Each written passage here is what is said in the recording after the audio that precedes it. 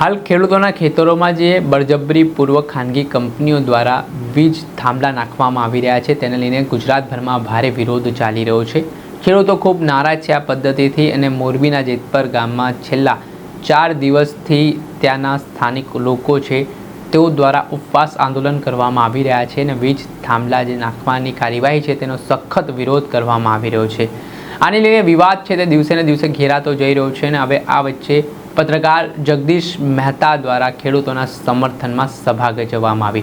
જી હા, પત્રકાર જગદીશ મહેતા છે તે મોરબીના જેતપર ગામમાં પહોંચ્યા હતા અને જ્યાં ખેડૂતોના પ્રશ્ન છે તેને લઈને તેમણે સરકારને આડે હાથ લેવાની શરૂઆત કરી હતી અને જે ખાનગી કંપનીઓ દ્વારા ખેડૂતોને તેમની માલિકીની જે જમીન છે તેમાં યોગ્ય વળતર આપવામાં નથી આવી રહ્યું, પરંતુ પોલીસને આગળ કરીને જે કાર્યવાહી કરવામાં આવી રહી છે તેને લઈને શું કહી રહ્યા છે પત્રકાર જગદીશ મહેતા, તેમને સાંભળો। कह दो सोनो से, कह दो सोनो से चिंगारी से, कह दो सोनो से चिंगारी से फूल खिले हैं इस बार बड़ी तैयारी से, फूल खिले हैं इस बार बड़ी तैयारी से और बादशाहों से भी फेंके हुए सिक्के हमने नहीं उठाए, हमने अगर खैराती मांगी है तो भी खुदारी से। भाई भाई આ અમારો હક છે, કિસાનોનો હક છે અને તમે કોઈ કાળે કોઈ એંગલથી ખોટા નથી। માટે કેટલાક તંત્રવાહકો એવું ઈચ્છતા હોય, તંત્રવાહકો પણ ખરા અને રાજકીય હિત શત્રુઓ પણ ખરા। એ એવું ઈચ્છતા હોય કે ગાંધીજી ચિંધા માર્ગે અગર ક્યાંક આંદોલન હવે નજીકના ઇતિહાસમાં થતું હોય તો આ જેતપરમાં થાય છે, હાલો એને સત્યાનાશ કરાવો, આવી કેટલાકની મંશા હોય છે। મિત્ર આ સ્વયંભૂ આ બેનો દીકરીઓ પણ આટલી હું તો ક્યાંય નજીકના 35 વર્ષથી પત્રકારત્વ ક્ષેત્રે છું, આટલો દોડો જનસેવા સ્વયંભૂ પોતાની જમીન જાગીર બચાવવા અહીંયા નવરાત્રીમાં નથી ભાળવા મળતું, આટલા વડીલ એવું અહીંયા ખડકાઈ જાય છે। એ સૂચવે છે કે તમારી પીડા વાજબી છે, એટલે સરકારના ધ્યાને આ વાત પહોંચી ચૂકી છે। માટે આપને કહું છું, આપા એટલે કે દિમાગ ગુમાવતા નહીં, વાણીમાં પણ સંયમ રાખજો, વિવેકપૂર્ણ તમે જે કોઈ 5 અગ્રણીઓને આમાં કરાર માટે થઈને કે ડેલિગેશન માટે કે ડાયલોગ માટે થઈને જેને નિમાય હોય પૂર્ણ ભરોસો રાખજો। આમાં તૂટે કેમ તમને કહો, અમે રહોડાના માણસો તમને ખબર છે, કહો તમને બધાને ખબર હોય પણ અમે લગભગ ઘણા અંદર ઘૂસેલા હોઈએ છીએ। ધારો કે તમે મને રાખ્યા હોય કે જગદીશભાઈ તમે આ મંડળમાં રહેજો, અમારા વતીથી ડાયલોગ ડિલિવરી કરવા, 10-15 શરતો હોય એમાં 5-6 શરતો તમને માન્ય હોય, 2-3 શરતો માન્ય ન હોય, પણ અમે ધારો કે ત્યાં ગયા હોય અને અમને એમ થતું હોય કે સાવ સત્યાનાશ થાય છે, એના કરતા મહત્તમ જેટલું મળે એટલું લઈ લઈએ તો કામ આગળ વધે। પછી શું થાય એ કહો, પછી જે હિત શત્રુ હોય ઈ કે જગદીશભાઈએ એટલા માટે હંકાર ભર્યો અથવા તો સરકારની સાથે સહમત થયા કારણ કે જગદીશભાઈને ટિકિટની લાલચ આપવામાં આવી। હવે આવું કાંઈ ન હોય, ટિકિટ તો સિનેમા નહીં આપવાના ન હોય, બોલી તો જવા દો, પણ હવે જંગલ મેં મોર નાચા કિસને દેખા, કોઈ છે તો નહીં, પુરાવો નથી, ખાલી તમારે તો જીવડું નાખી દેવાનું છે ને। એટલે બધાય મંડે વિચારવા, હા જગદીશભાઈને ટિકિટની વાત થઈ ને એટલે આ 2-3 શબ્દોમાં એને ઢીલ મૂકી, એવું ના, તમે બહુ તાણો તો તૂટી જાય, બહુ તાણો તો તૂટી જાય। કેટલીક વાતો આપણે કરીએ, કેટલીક એ કરે, 10-15 તમારી જે હમણાં ભાઈની સાથે હું બેઠો હતો એને યાદી બનાવી મેં જોઈ, 10-15 તમારી સાથે કેટલીક નેગોશિએશન માટેની એણે યોજના ઘડી છે, એમાં 2-3 આમથી આમ યાદ થાય કદાચિત, કોશિશ આ લોકો તો કરે કે બધું પૂર્ણતઃ માન્ય રહે, પણ માની લો કે થોડી ઘણી ઇધર ઉધર થાય તો પણ તમારો ભરોસો તૂટવો ન જોઈએ, કારણ કે એ સહી કરીને નહીં આવે। ધારો કે સરકાર બોલાવશે આમાંથી કોઈ પણ વડીલોને, એ ન્યાન્યા કઈ કરાર કરીને આવી નહીં જાય, એ જેટલી શરતો સરકાર માન્ય રાખશે અને જેટલી નહીં રાખે અથવા તો એમાં થોડીક ઇધર ઉધર કરશે, આ જ મંચ ઉપરથી તમને કહેવામાં આવશે કે આટલી આટલી વાતો ઓકે હોય તો અમે સહી કરીએ, પછી તો કોઈ પ્રશ્ન નથી. એટલે જનતામાં ભાગલા પાડો અને રાજ કરોની નીતિએ આપણને બહુ નુકસાન પહોંચાડ્યું. શ્રેષ્ઠમાં શ્રેષ્ઠ જે બાબતો હોય એને પણ કઈ રીતે અવળી લાઈને ચડાવવી એ લોકો એમાં પાવતા. હું હંમેશા કહું છું, મેં કેટલાક ટીવી ડિબેટ્સ આ જ ઇસ્યુ ઉપર કીધા તો મેં એમાં કીધું કે ભલે જેને પ્રયાસ કર્યો એને ઠીક છે, આપણે એને સન્માન આપીએ, પણ ચલો ગાંધીનગર, ચલો દિલ્હી, હવે સાહેબ એ ધંધો ખોટો છે. એટલે ત્યાં સરકાર છે, અહીંયા કોણ છે? શાંતિભાઈ છે, સરકારના જ પ્રતિનિધિ છે ને, આપણા જ મતથી જીતાણા છે ને, આ જ ગામના છે. એ ના પાડે નહીં, મારે તો કઈ થવું જ નથી, એમ સરકાર કે એમ જ થશે, આમ તેમ, તો ઠીક છે, આપણે એનાથી આગળ બધું શસ્ત્રો તો આપણી પાસે જ છે, એમાં કઈ ફાટી પડવાની જરૂર છે જ નહીં. પણ ચલો ગાંધીનગર, ચલો દિલ્હી, એ એક યુગ હતો જ્યારે સોશિયલ મીડિયાનો જમાનો નહોતો. એટલે શું થતું, આપણી વાતને સરકાર સામે કન્વે કરાવવી હોય તો આપણી પાસે કોઈ માધ્યમ નહોતું. એટલે આપણે ચલો ગાંધીનગર, ચલો દિલ્હી ફેરાવો કરતા વગેરે. હવે તો એક એક વ્યક્તિ પાસે મોબાઈલ છે અને એ પોતે જ આવો વિડીયો બહાર પાડે, પોતે જ, બીજા કોઈ નહીં, કોઈ બેનર પોસ્ટર પૂછે નહીં. ભાઈ હું ખેડૂત છું, મારે 10 વીઘા ખેતર છે, 3 થાંભલા એમાં આવે છે, 10માંથી 3 વીઘા જેટલા તો મારે નકામાં જાય એમ છે. અત્યારે બજાર ભાવ આ ચાલે છે, કોઈ પૂછી લો કે કેનાલ કાંઠાની જમીન છે, રોડ કાંઠાની જમીન છે કે શું છે, આ ભાવ મારો ચાલે છે, મને 100 કંપની આટલા જ રૂપિયા આપવા માગે છે, કાલ સવારે અમારા છોકરાઓના 10 વીઘાના ભાગ પાડું અને જે તે લોકોને 3 છોકરાને 2-3 વીઘા આવે, મારું શું? એક તો એ થાંભલાવાળી જમીનના ભાવ ઘટી જાય છે, આપણે જાણીએ છીએ. અત્યારે તમારી જાણ ખાતર આ અફવા હકીકત તો છે, જ્યાં થાંભલા નખાય છે ત્યાં નથી નખાણા એનાય ભાવ બધા ઘટવા લ્યો. તમારી જમીન પાડાની કાંડ જેવી, એટલે કે ફળદ્રુપ જમીન હતી, પણ આ થાંભલા પ્રકરણ આવ્યું એટલે બીજી જમીનના ભાવે મીંડા ઘટવા. કારણ કે લોકોને એમ છે ખબર નહીં કે અહીંયા થાંભલા નહીં નખાય એની શું ગેરંટી.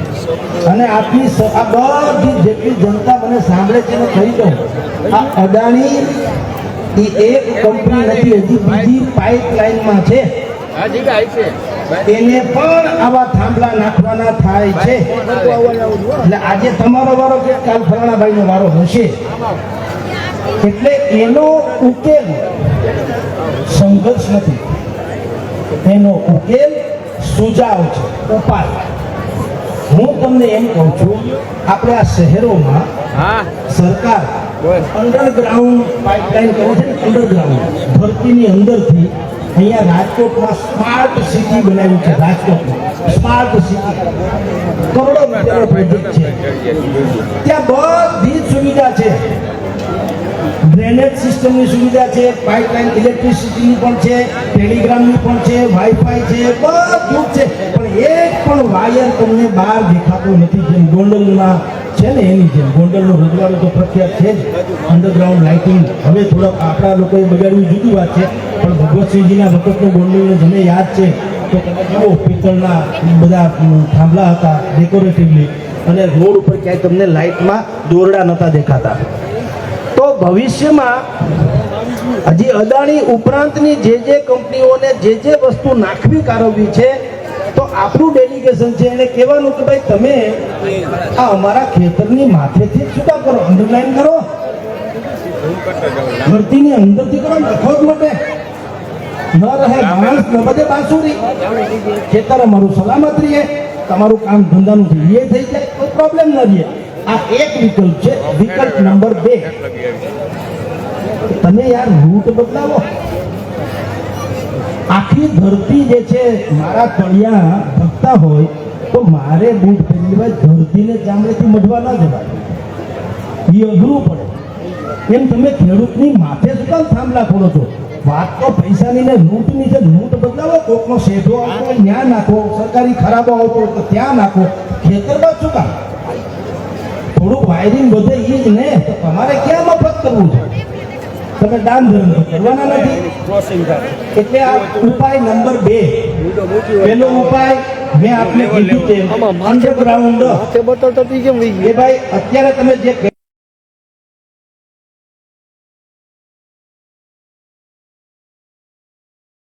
તો આપણે સરકારને પ્રસ્તાવ મૂકીએ કે ભાઈ અંડરગ્રાઉન્ડ વાત તો એનો ઈ છે ને. અંડરગ્રાઉન્ડ કરો તો ભવિષ્યમાં બીજું બધું તમે કરી શકશો. આજે તમે આ મુદ્દો તમે સમજતા ડિજિટલાઇઝેશનની વાતો કરો છો પબ્લિક આવી ગયું કે આખે આખું ભારત જે છે ગ્રામ પંચાયતથી માંડીને સંસદ સુધીનું ભારત એમાં કઈ લિમિટ કનેક્ટેડ છે. ઉપર વહી જાય ને કનેક્ટેડ રહેવા માટે દોરડા તો જોશે ને. તો દર વખત આવા નાંગળા નાખા કરશું.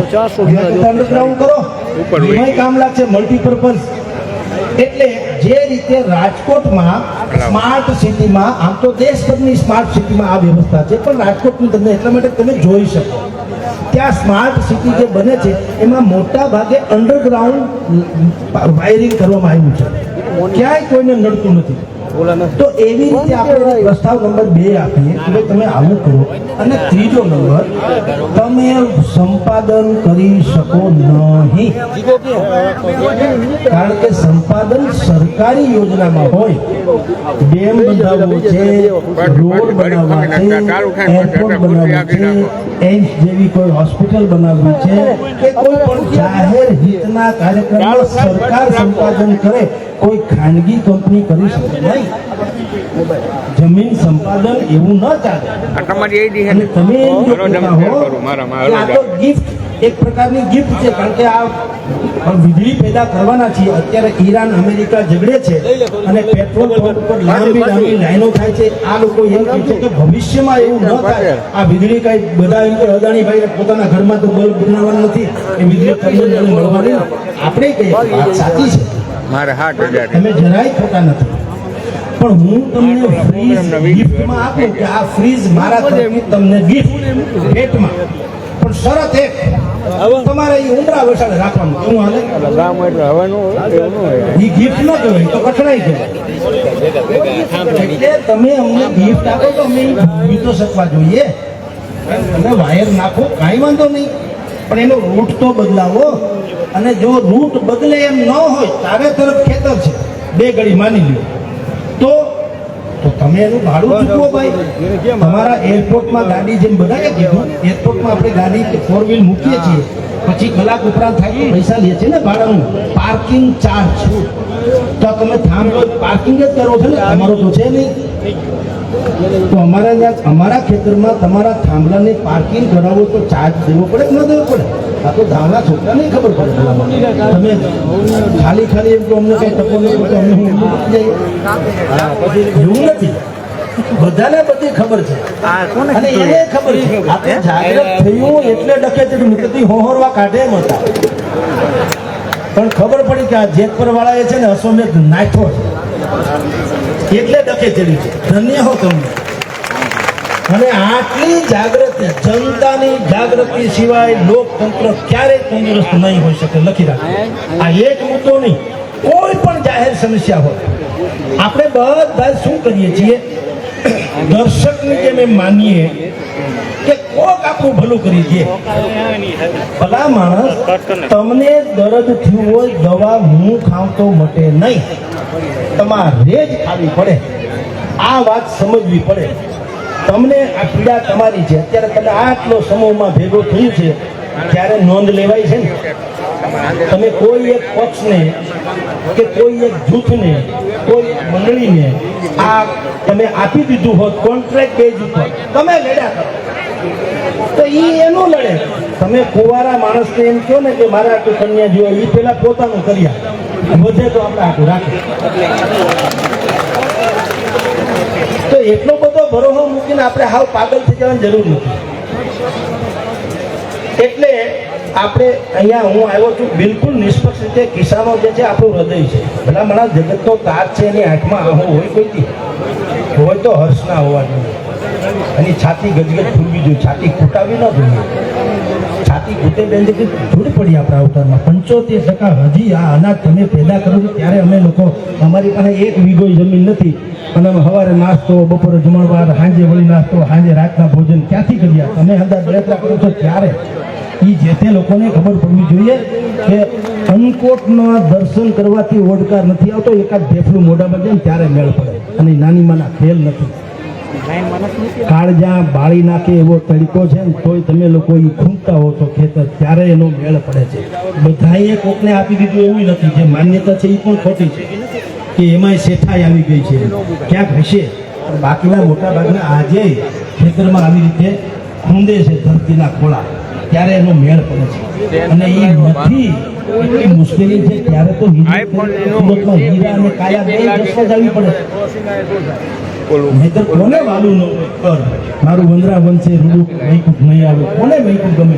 વંદરાવન રૂડું તો આવવું જોઈએ એ નથી એટલે આ બધો ડખો છે એટલે આપ સર્વેને કહો કે 2-3 વાત અહીંયા કરવા આવ્યો મને બધી જ ખબર છે અત્યારની સ્થિતિ શું છે કાલ શું થઈ મને ખબર નથી સરકાર આ લખી રાખજો યાદ રાખજો પહેલી વાત સંયમ બિલકુલ ગુમાવતા નહીં તમને કોક ગાડી લઈ આવે ને પોલિટિકલી પણ તો પણ પ્લીઝ સંયમ એટલે કે આપા ગુમાવતા નહીં તમારા વડીલો ઉપર ભરોસો રાખજો લોકો કોન્ટેક્ટમાં છે ને કંઈ ફોર્મ નથી તો તમે એને મળ્યા હોય ને વડીલો એમને તો એ બધા જે કંઈ ડાયલોગ ડિલિવરી કરે એના ઉપર એક ભરોસો રાખજો એણે બધી યાદી બનાવી છે મેં હમણાં ભાઈને આ સાહેબ બધા છે પ્રભુ એણે બધી યાદી બનાવી છે બહેતરીન યાદી બનાવી મારે એની સાથે વાત કરીને કીધું તમે એટલું ખેંચો ખેંચાય એટલું આપણી ફેવરમાં કાંઈ વાત કારણ કે સામે ખાનગી કંપની છે સરકાર હોય તો આ વાત ન હોય તો હું કહું કે ભાઈ આપણે પોતાની ભલે સરકાર લઈ જાય થોડું ઘણું ઇન્દોર